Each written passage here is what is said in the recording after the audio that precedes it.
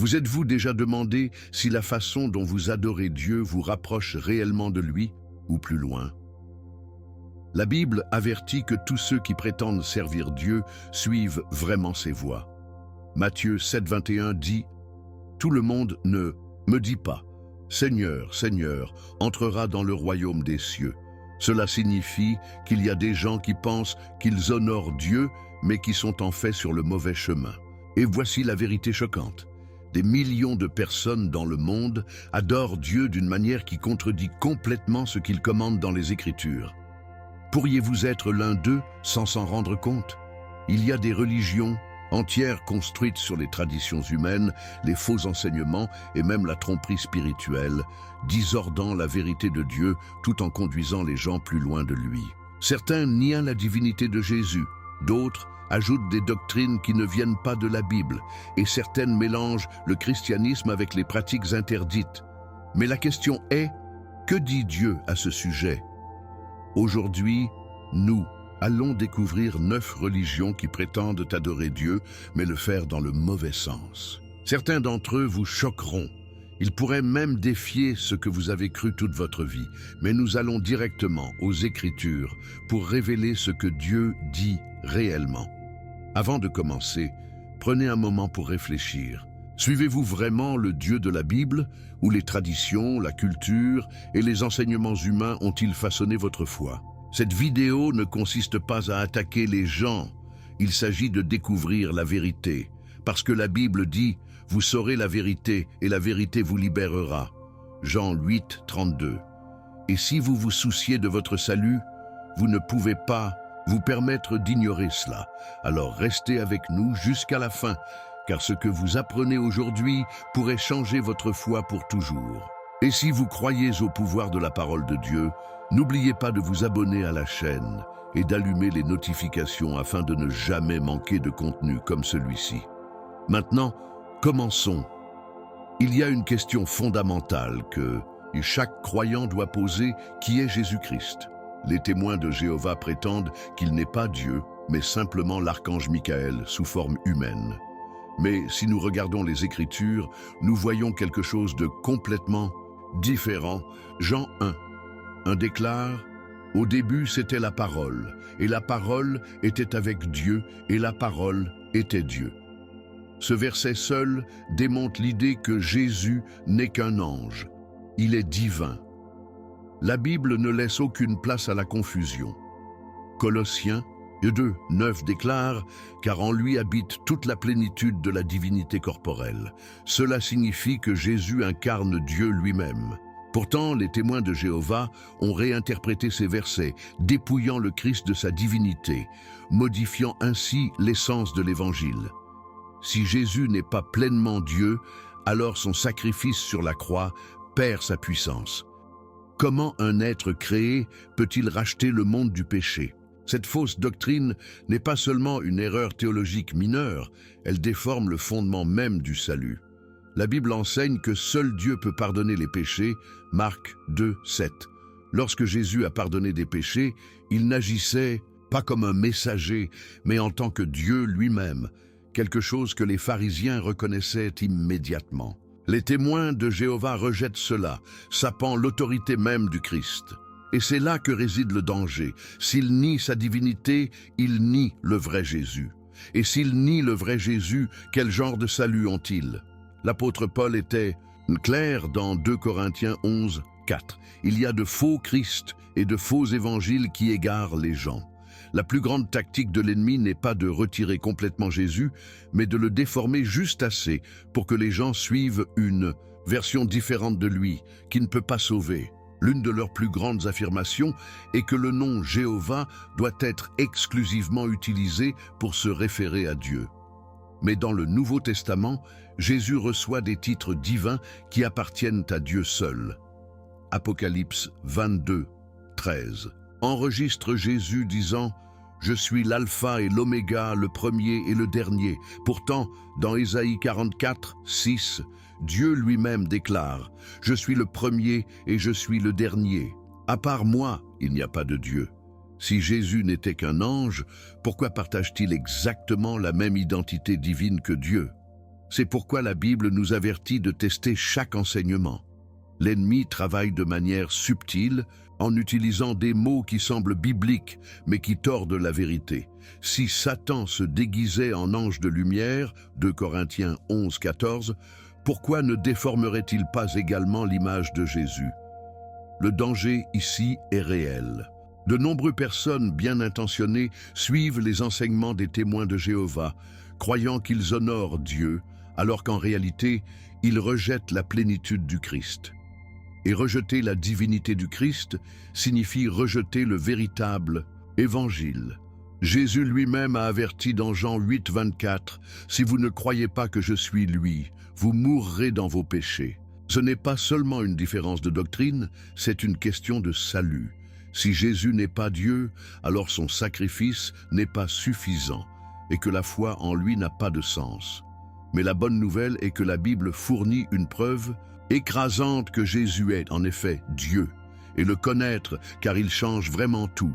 Beaucoup ont quitté le mouvement des témoins de Jéhovah après avoir découvert ces vérités. Leurs yeux ont été ouverts lorsqu'ils ont étudié les Écritures sans la lentille des interprétations de la tour de guet. Le vrai Jésus, celui qui est à la fois entièrement Dieu et pleinement l'homme, est le seul moyen de salut.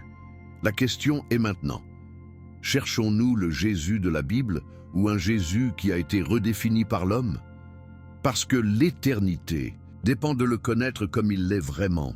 Et en parlant de redéfinir Jésus, passons à un autre groupe qui a fait quelque chose de similaire, mais d'une manière différente. L'une des tromperies les plus dangereuses en matière spirituelle est l'ajout subtil de nouveaux enseignements qui prétendent compléter la Bible, mais en réalité déformer son message.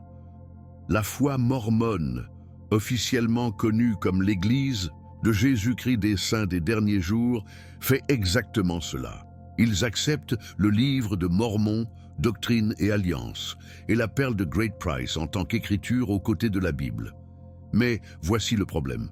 Dieu a déjà donné sa révélation complète, et il nous avertit de ne rien y ajouter.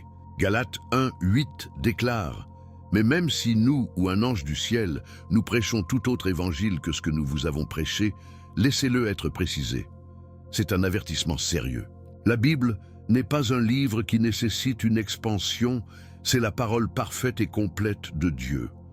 Les Mormons enseignent également que les fidèles disciples peuvent devenir des dieux gouvernant leur propre monde, tout comme ils prétendent que Dieu était autrefois un homme qui a atteint la divinité.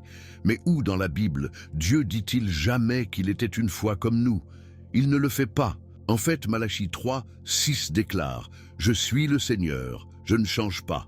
Dieu est éternel, a toujours été et le sera toujours. » L'idée qu'il a évolué vers la divinité n'est pas seulement non biblique, c'est blasphématoire.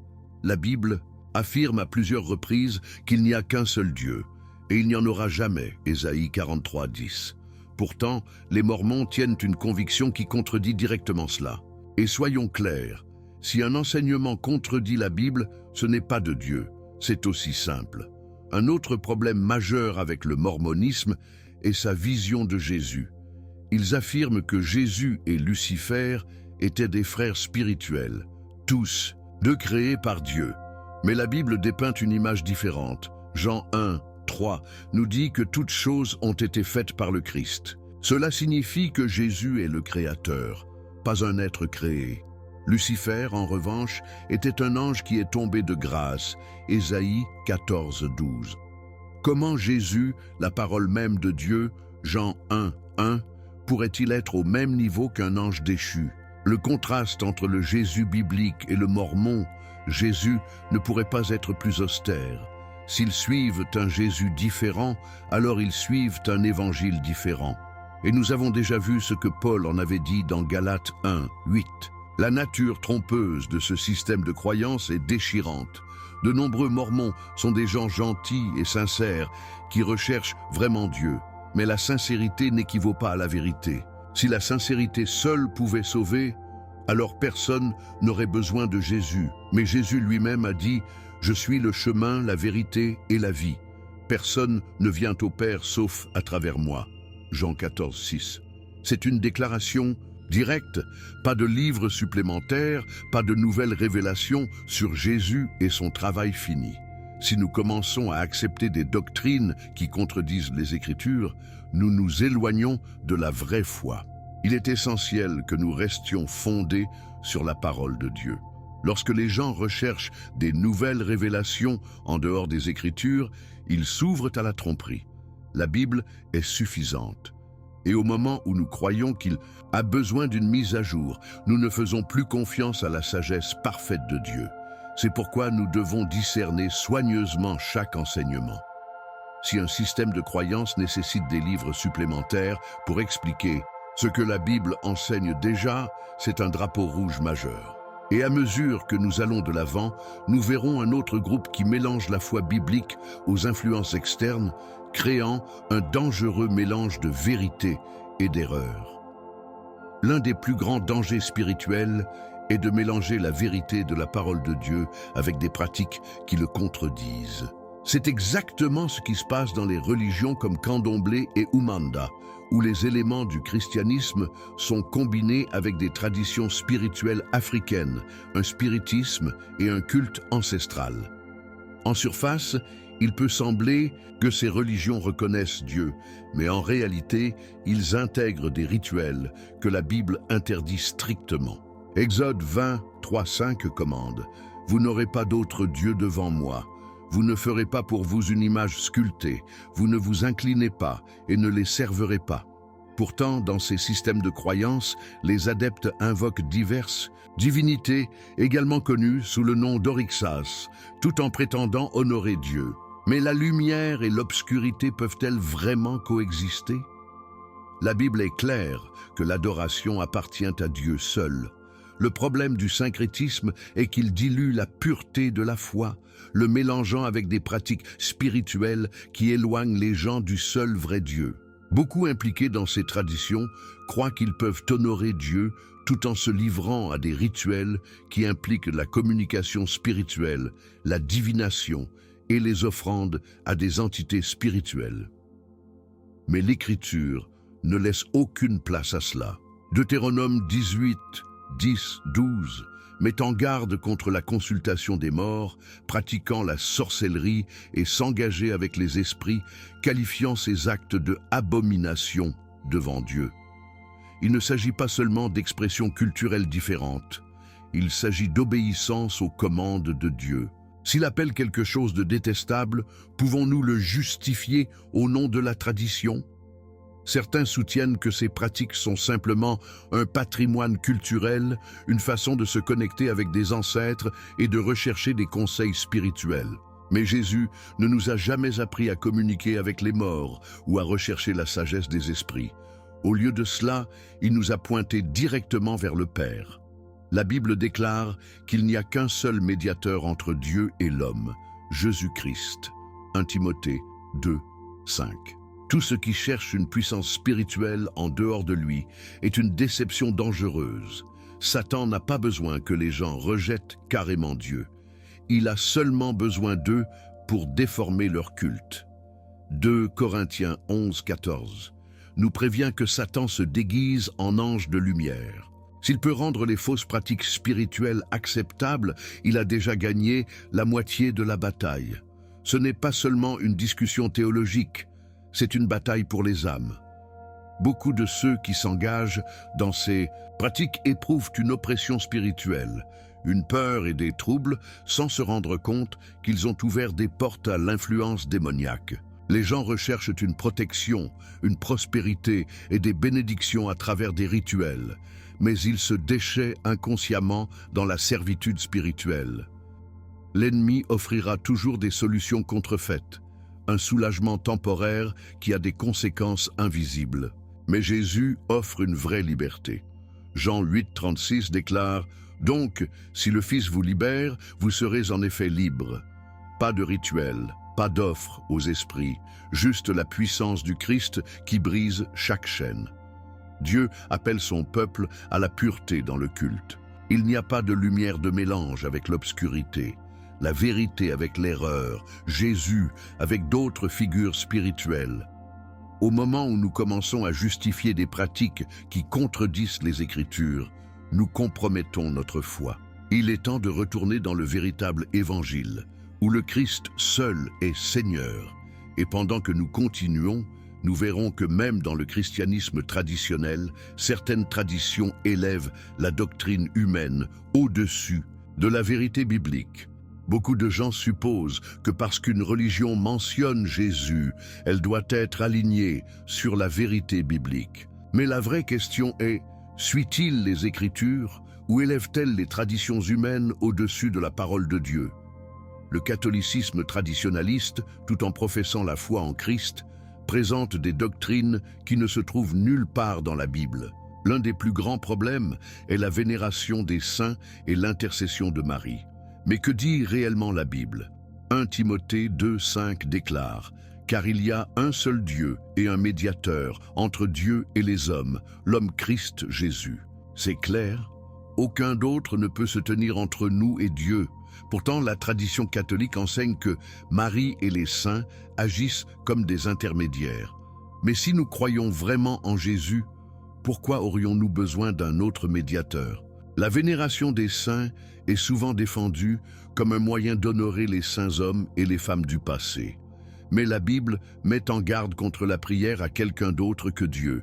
Le psaume 115, 4, 8 décrit les idoles comme des figures sans vie qui ont la bouche mais ne peuvent pas parler, les yeux mais ne peuvent pas voir. Alors que les catholiques peuvent ne pas voir les saints comme des idoles, leurs prières et dévotions élèvent ces personnages d'une manière qui rivalise avec le rôle de Dieu.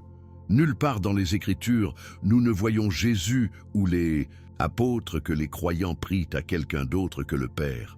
En fait, lorsque les disciples de Jésus lui ont demandé comment prier, il leur a appris à dire « Notre Père céleste » Matthieu 6, 9. Il n'a jamais dit « Hail Mary » ou « Priez pour Saint Pierre ». C'est pourquoi il est si important de faire la distinction entre les traditions humaines et la vérité divine. Un autre enseignement problématique est la croyance au purgatoire, un état intermédiaire supposé où les âmes doivent être purifiées avant d'entrer dans le ciel. Mais la Bible enseigne que le salut est par la foi en Jésus seul, et non par un processus de nettoyage supplémentaire. Romains 8, 1 déclare « Il n'y a donc plus de condamnation pour ceux qui sont en Jésus-Christ ». Si le salut est complet en Christ, pourquoi les croyants auraient-ils besoin d'une purification supplémentaire? Le purgatoire suggère que le sacrifice du Christ n'était pas suffisant, contredisant Jean 19, 30, où Jésus dit « C'est terminé ». L'évangile entier est basé sur la vérité que le sang de Jésus est suffisant pour nous nettoyer de tout péché. 1 Jean 1, 7. Tout ce qui ajoute à cela est une distorsion de l'évangile. L'Église catholique confirme également l'autorité papale, affirmant que le pape est le chef suprême de l'Église sur terre. Mais dans Matthieu 23, 9, Jésus nous dit explicitement « N'appelez personne sur terre votre Père. Pour l'un, c'est ton Père, celui qui est au paradis. Pourtant, le pape est appelé comme Saint-Père, un titre qui appartient à Dieu seul. Aucun homme, quel que soit le statut, n'a le pouvoir d'ajouter ou de modifier la parole de Dieu. L'Église primitive était dirigée par des apôtres qui ont pointé des gens directement vers le Christ, pas un leader humain avec une autorité ultime. Le danger ici est que les gens commencent à placer leur foi dans une institution plutôt qu'à Jésus lui-même. La foi doit être enracinée dans les Écritures et non dans les rituels ou les traditions qui n'ont pas de base biblique. La parole de Dieu est complète et tout ce qui le contredit doit être remis en question. La Bible met en garde contre le fait de placer les commandements humains au-dessus de l'instruction divine. Marc 7, 7, 8. C'est pourquoi nous devons tout examiner à travers l'objectif des Écritures. Et pendant que nous continuons, nous verrons que la recherche de conseils spirituels en dehors de la parole de Dieu peut conduire les gens à un territoire dangereux. Beaucoup de gens cherchent du réconfort après avoir perdu un être cher, espérant entendre leur voix une fois de plus ou recevoir un signe qu'ils sont en paix. Ce profond désir a conduit beaucoup à embrasser le spiritisme, croyant que les morts peuvent communiquer avec les vivants. Mais la Bible est claire. Cette pratique n'est pas de Dieu. Deutéronome 18, 10, 12 prévient « Il ne sera pas trouvé parmi vous qui consulte les morts ». Pour tous ceux qui font, ces choses sont une abomination pour le Seigneur. Ce ne sont pas seulement les vieilles lois destinées aux temps anciens, c'est un avertissement direct de Dieu des dangers de la communication spirituelle. Lorsque les gens recherchent des conseils d'entre les morts, ils ne parlent pas à leurs proches, mais ouvrant des portes à la tromperie. La Bible enseigne qu'après la mort, la destination de l'âme est scellée, soit en présence de Dieu, soit séparée de lui. Hébreux 9, 27 déclare « Il est nommé pour les hommes de mourir une fois, mais après cela, le jugement. » Il n'y a pas de persistance entre les royaumes, pas de spiritueux errant à la recherche de fermeture. Donc, si les morts ne peuvent pas revenir, alors qui ou quoi répond réellement à ces appels? La réponse est troublante. Les esprits démoniaques. Satan est un maître trompeur, toujours à la recherche de moyens de tordre la vérité. 2 Corinthiens 11, 14 nous dit que Satan lui-même se transforme en ange de lumière. Il n'a pas besoin d'effrayer les gens. Il a juste besoin de rendre ses mensonges attrayants. Et quelle meilleure façon que d'identifier ceux que nous aimons. Tout au long des Écritures, Dieu avertit son peuple de ne pas chercher des connaissances, cachées par des moyens surnaturels. Le roi Saül a appris cette leçon à la dure quand il a cherché un moyen pour invoquer l'esprit de Samuel. 1 Samuel 28, 7, 19 décrit comment Saül, désespéré pour les conseils, a ignoré les ordres de Dieu et a consulté un spiritiste. Le résultat? La chute de Saül a été scellée. Ce moment n'était pas un triomphe de la connaissance surnaturelle, c'était un acte de rébellion qui lui a tout coûté. Le spiritisme se déguise comme une recherche de la vérité, mais en réalité, c'est un rejet de la sagesse de Dieu. Au lieu de rechercher du réconfort dans la parole vivante de Dieu, les gens se tournent vers des esprits qui n'ont aucune vérité à offrir. Jésus a clairement indiqué que la communication avec le surnaturel ne devrait se produire que par lui. Le Saint-Esprit est notre conseiller, Jean 14, 26, pas les esprits des morts. Toute tentative d'obtenir des connaissances cachées en dehors de la révélation de Dieu est dangereuse. Fortune selon, carte de tarot, séance. Ces choses peuvent sembler inoffensives, mais ce sont des pièges conçus pour éloigner les gens de la vraie foi. La Bible dit « Les choses secrètes appartiennent au Seigneur » Deutéronome 29, 29.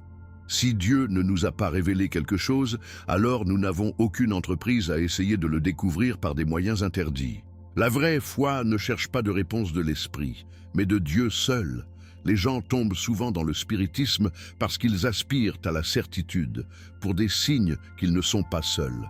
Mais Dieu nous appelle à lui faire confiance, même lorsque nous n'avons pas toutes les réponses. La foi croit sans voir. Hébreux 11, 1. L'ennemi veut que les gens comptent sur des expériences surnaturelles plutôt que sur la parole de Dieu.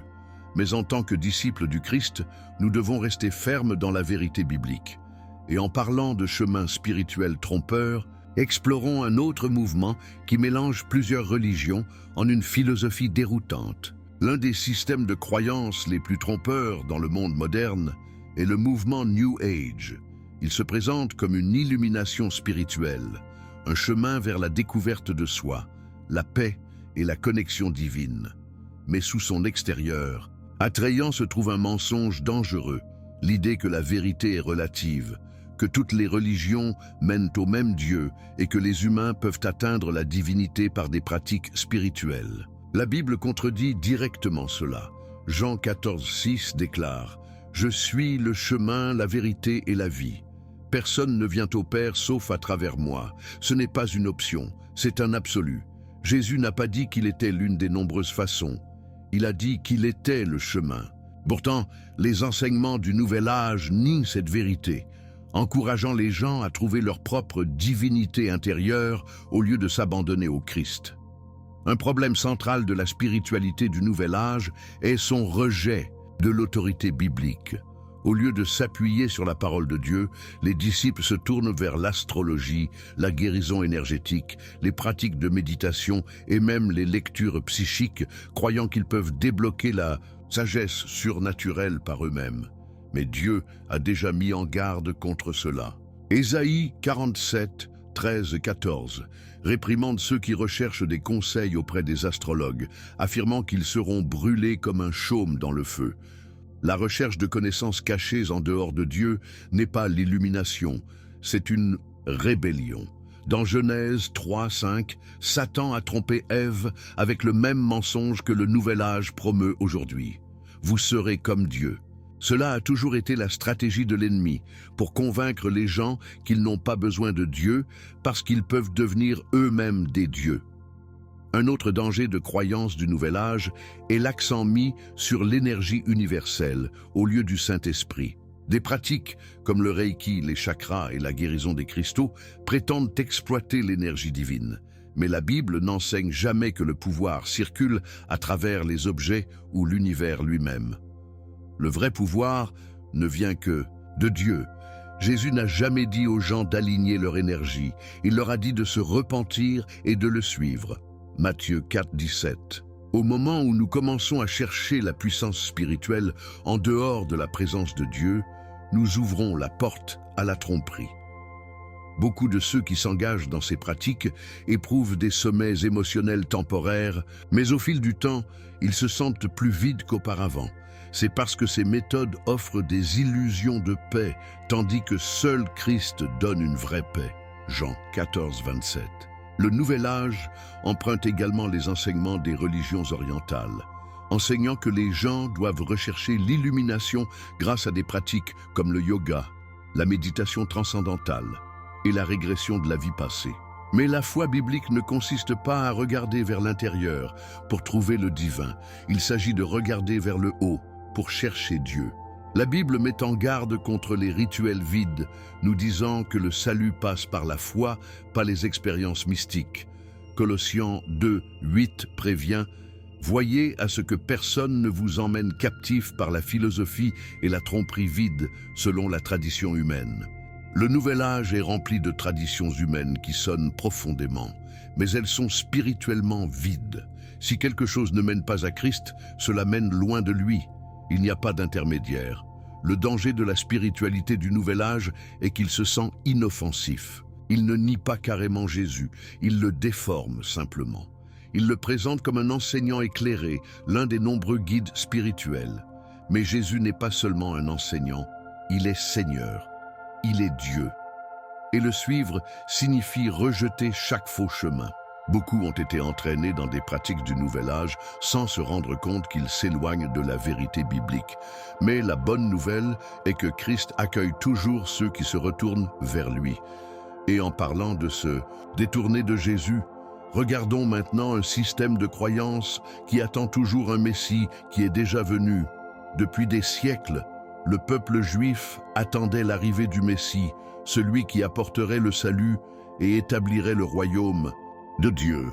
Mais que se passe-t-il si le Messie était déjà venu et beaucoup ne le reconnaissaient tout simplement pas?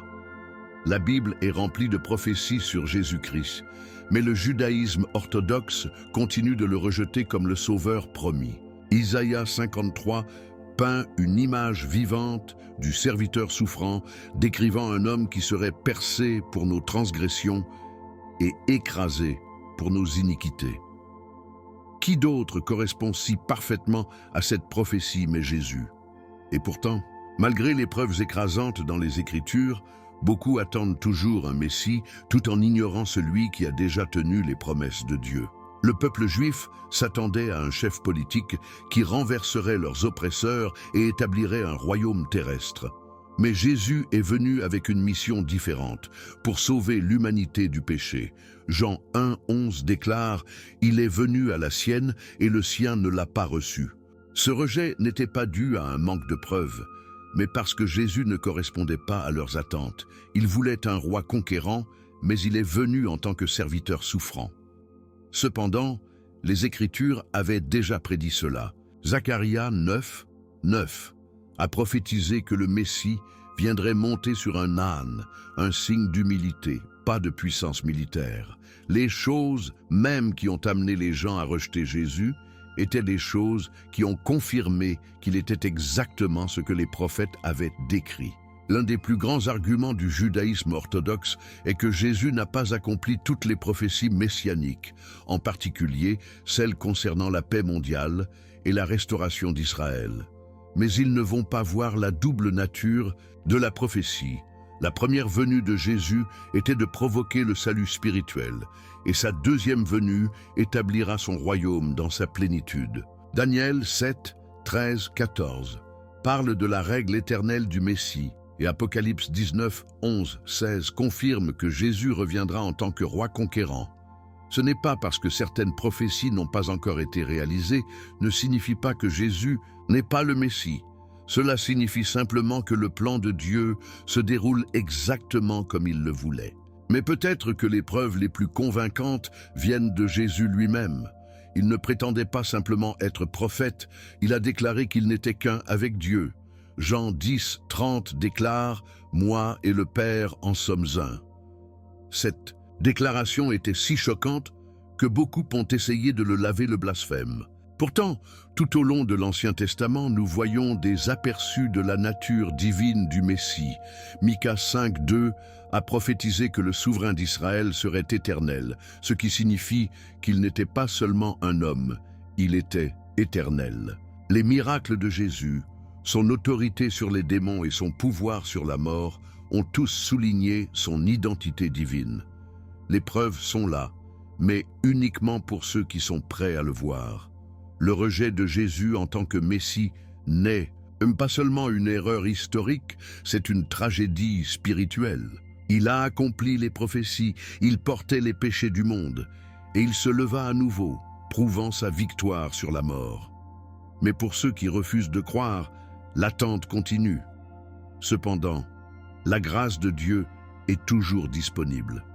Beaucoup de Juifs sont venus à la foi en Jésus comme leur Messie, réalisant que la vérité était toujours dans les Écritures. Et à mesure que nous avançons, nous examinerons une autre foi qui reconnaît également Jésus, mais nie sa divinité et son rôle en tant que Fils de Dieu. L'islam reconnaît Jésus, mais pas comme les chrétiens.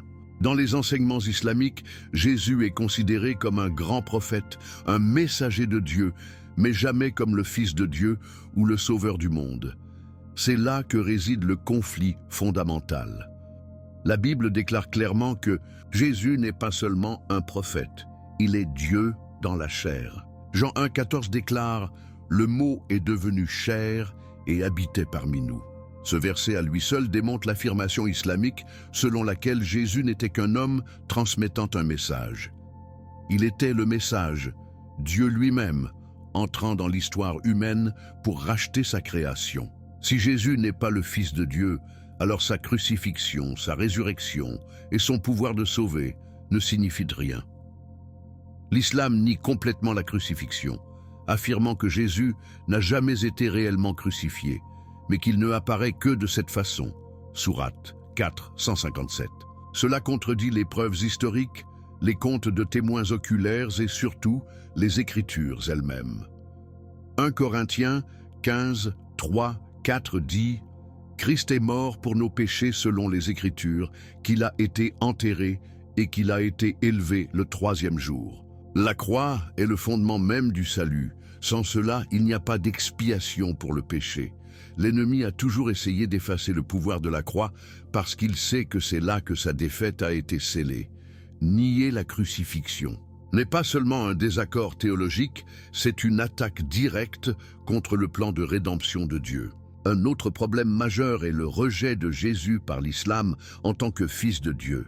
Sourate 112, 3 déclare « Il n'engendre pas et il n'est pas engendré ». Mais la Bible enseigne exactement le contraire. Jean 3, 16 proclame « Car Dieu a tellement aimé le monde qu'il a donné son Fils unique, que celui qui croit en lui ne devrait pas périr, mais avoir une vie éternelle. » Si Jésus n'était qu'un prophète, pourquoi Dieu se qualifierait-il de lui comme son fils? Et si Jésus n'a jamais prétendu être divin, pourquoi les chefs religieux de son temps l'accusent-ils de blasphème? Jean 10, 33 enregistre les Juifs en disant « Vous, être un homme, vous faire Dieu ». Ils ont compris exactement ce que Jésus prétendait, mais l'islam réécrit complètement cette vérité. L'islam enseigne également que le salut passe par de bonnes actions, équilibrant le bien et le mal à une échelle dans l'espoir que Dieu sera miséricordieux. Mais la Bible révèle une réalité différente. Personne ne peut gagner le salut grâce à des œuvres. Éphésiens 2, 8, 9 déclare « Car par grâce, vous avez été sauvés par la foi, et que ce n'est pas de vous. C'est le don de Dieu, pas des œuvres, de peur que quiconque ne se vante. » C'est pourquoi Jésus est essentiel. Il a fait ce qu'aucun humain ne pouvait faire. Il a vécu une vie sans péché et a payé le prix du péché une fois pour toutes. Sans lui, il n'y a aucun espoir de salut. Tout système de croyance qui le refuse comme Seigneur est un système qui laisse les gens perdus. Le rejet de Jésus en tant que Fils de Dieu n'est pas un petit malentendu, c'est la ligne de démarcation entre la vérité et la tromperie. Beaucoup de musulmans sont sincères dans leur foi, mais la sincérité ne correspond pas à la vérité. Jésus lui-même a averti « À moins que vous ne croyiez que je suis lui, vous mourrez dans vos péchés. » Jean 8, 24. La question n'est pas de savoir si Jésus existait, mais si nous l'acceptons pour qui il est vraiment. Et à l'approche de notre catégorie finale, nous verrons comment d'innombrables autres religions et philosophies rejettent la divinité du Christ, éloignant les gens de la vérité. À travers l'histoire, d'innombrables religions et mouvements philosophiques ont tenté de redéfinir la vérité, rejetant souvent la divinité de Jésus-Christ et l'autorité de la Bible. Certains le considèrent comme un simple enseignant sage, d'autres comme un exemple moral, et certains nient complètement son existence. Mais la Bible montre une chose claire. Jésus n'est pas seulement une figure historique, il est Dieu. Jean 1 déclare « Au début, c'était la parole, et la parole était avec Dieu, et la parole était Dieu. » Tout système de croyance qui réduit Jésus à rien de moins que Dieu dans la chair est une tromperie qui mène les gens loin du salut. Et cette tromperie se présente sous de nombreuses formes: athéisme, l'humanisme laïque, les religions orientales et même quelques mouvements dits chrétiens qui dépouillent le Christ de sa nature divine. L'athéisme et l'humanisme laïque rejettent non seulement Jésus, mais l'existence même de Dieu, affirmant que le raisonnement humain et la science sont les plus grandes sources de vérité. Pourtant, la Bible met en garde contre une telle arrogance. Le psaume 14, 1 déclare « Le fou dit dans son cœur, il n'y a pas de Dieu ». Ces systèmes de croyance placent l'humanité au centre, faisant de l'homme l'autorité ultime. Mais l'histoire a montré à maintes reprises que lorsque les gens retirent Dieu, ils le remplacent par des idoles de leur propre fabrication. De l'argent, du pouvoir, de la connaissance ou même d'eux-mêmes. Mais aucune philosophie humaine ne peut fournir la réponse au péché. La Bible révèle que tous ont péché et ne sont pas en deçà de la gloire de Dieu, Romains 3, 23, ce qui signifie qu'aucune quantité de sagesse humaine ne peut conduire au salut. Seul Jésus peut. Les religions orientales, comme l'hindouisme et le bouddhisme, offrent une tromperie différente. Au lieu de rejeter carrément la spiritualité, ils favorisent l'idée de nombreux chemins vers l'illumination. Ils enseignent la réincarnation, le karma et l'auto-perfection, affirmant que les individus peuvent atteindre le statut divin par l'effort et la méditation. Mais Jésus a complètement fermé cette idée dans Jean 14, 6. « Je suis le chemin, la vérité et la vie. Personne ne vient au Père sauf à travers moi. Il n'y a pas de salut à choix multiples. Soit nous acceptons Jésus comme Seigneur, soit nous suivons un chemin qui mène à la destruction. » L'idée que nous pouvons gagner des lumières contredit l'Évangile, qui enseigne que le salut est un don de grâce, pas un effort humain. Même dans les sectes dites chrétiennes, il y a des enseignements qui nient subtilement la divinité du Christ. Certains groupes affirment que Jésus était simplement un homme utilisé par Dieu, tandis que d'autres le voient comme un être créé plutôt que comme le Fils éternel de Dieu. Mais la Bible ne laisse aucune place à ces distorsions. Colossiens 2, 9 déclare « Car en lui habite toute la plénitude de la divinité corporelle ». Toute doctrine qui supprime la nature divine de Jésus ou remet en question l'intégralité de son travail sur la croix est un faux évangile. Et l'apôtre Paul avait des paroles fortes pour ceux qui prêchent autre chose que la vérité. Si quelqu'un prêche un autre évangile, qu'il soit excité. Galates 1, 8. Les enjeux ne pouvaient pas être plus élevés. En fin de compte, la seule foi qui mène au salut est celle qui reconnaît pleinement Jésus comme Seigneur et Sauveur. Toutes les autres religions et philosophies, aussi morales ou attrayantes elles peuvent paraître, ne sont pas de la vérité. Et ce qui est en jeu n'est pas seulement un débat intellectuel, c'est l'éternité. Jésus n'est pas venu pour commencer une autre religion, il est venu offrir le salut. La question est, allons-nous le reconnaître pour qui il est vraiment ou laisserons-nous les mensonges du monde nous éloigner de lui? Et maintenant que nous avons exploré ces différents systèmes de croyances, il est temps de demander qu'est-ce que tout cela signifie pour nous aujourd'hui? Maintenant que nous avons découvert ces 9 religions qui prétendent adorer Dieu, mais le faire d'une manière qui contredit sa parole, la vraie question est, où en êtes-vous?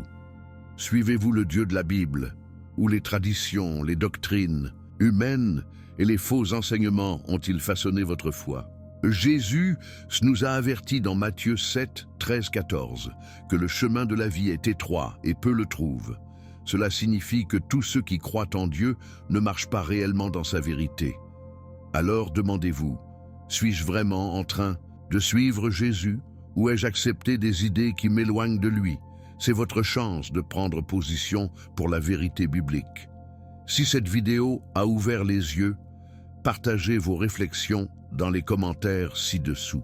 Avez-vous déjà cru à l'un de ces enseignements? Est-ce que l'un d'eux vous a surpris? Voyons une conversation à ce sujet. Et si vous connaissez quelqu'un qui a besoin d'entendre ce message, partagez cette vidéo avec lui, car la vérité est trop importante pour vous tenir pour vous. Si vous ne voulez pas manquer des révélations plus puissantes comme celle-ci, abonnez-vous à la chaîne et activez les notifications. Nous découvrons constamment les vérités profondes des Écritures et vous ne voulez pas être exclus. Et avant de partir, cliquez sur la prochaine vidéo de votre écran. Cela vous emmènera encore plus profondément dans la parole de Dieu. Je suis Marco et je te verrai dans le prochain. Que Dieu te bénisse.